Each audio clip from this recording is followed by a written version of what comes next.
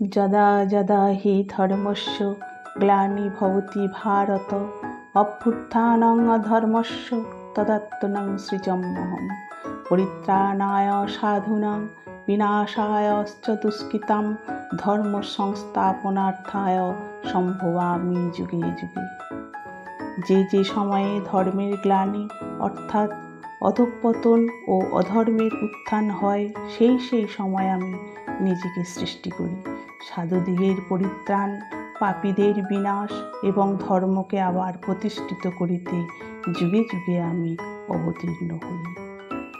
যিনি আমার এই অলৌকিক দিব্য জন্ম ও কর্ম প্রকৃতভাবে জানেন, দেহত্যাগ করিলে তাহার আর জন্ম হয় না, তিনি আমাকেই প্রাপ্ত হন।